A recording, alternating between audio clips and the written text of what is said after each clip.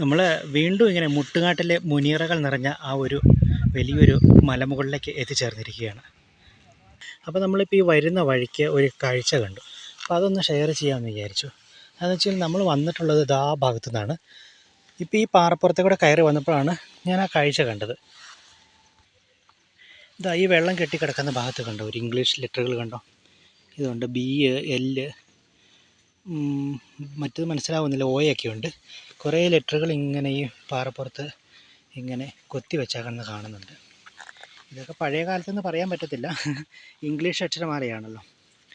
ഏതായാലും പുതിയ ഇതിലുള്ള ആൾക്കാരായാൽ പോലും നമുക്ക് ശരിക്കും ഇങ്ങനെ പാറപ്പുറത്തൊക്കെ ഇങ്ങനെ കൊത്തി വെച്ചാൽ കണ്ടപ്പോഴേ നിങ്ങളുമായിട്ട് ഷെയർ ചെയ്യണമെന്ന് തോന്നി. ഈ മലമുകളിൽ നിന്ന് കാണുന്ന ഒരു സായന്തന കാഴ്ചയാണ് ഈ കാണുന്നത്. ഇന്ന് മഴയൊന്നുമില്ല, മൊത്തത്തിൽ ഇങ്ങനെ വളരെ ഭംഗിയോടുകൂടി നിൽക്കുന്ന കുറേ പാറകൾ, അതുപോലെ തന്നെ പുൽമേടുകൾ നിറഞ്ഞൊരു ഭാഗമാണ് ഈ കാണുന്നത്. ഗുഹ പോലെ കണ്ടോ, അതിൻ്റെ ഉള്ളിൽ കൂടെ ഇങ്ങനെ ജലം ഇങ്ങനെ ഒഴുകി ഇങ്ങനെ ഇതുവഴി ഇങ്ങനെ പോകുന്നുണ്ട്. അത് തൊട്ട് താഴെ ഒരു ചെറിയൊരു വെള്ളച്ചാട്ടം പോലെ രൂപം പ്രാപിക്കുകയും ചെയ്യുന്നുണ്ട്. വ്യത്യസ്തമായ ഒരുപാട് പായൽ ഇനങ്ങളും ഇവിടെയുണ്ട്. നമ്മൾ ആ ഗുഹ കണ്ട ഭാഗത്തേക്ക് പോയതാണ്. ഗുഹയല്ല, ഗുഹ പോലെ തോന്നിപ്പിക്കുന്ന ഒരിടമാണ്. ഇതുകൊണ്ടോ നല്ല രസകരമായ സംഭവം വെച്ചാൽ കണ്ണീരുറവയാണ് ശരിക്കും ഇവിടെ നിന്ന് കാണുന്നത്. അതിങ്ങനെ ഒഴുകി നമ്മളിങ്ങനെ താഴേക്ക് പോവുകയാണ്. നമ്മൾ വന്ന വഴിയിൽ ക്രോസ് ചെയ്താണ് അത് കടന്ന് പോകുന്നത്. പുല്ലുകൾ എന്ത് രസമെന്നറിയാമോ. മുട്ടുകാട്ടിൽ ഏകദേശം 20ഓളം മുനിയറകളുണ്ട്. ഈ മലമുകളിൻ്റെ വിവിധ ഭാഗങ്ങളിലായിട്ടുള്ളതാണ്. ഇപ്പോൾ നമ്മൾ കയറി വരുമ്പോൾ കാണുന്ന ഒരു കാഴ്ചയാണ് ഈ കാണുന്നത്.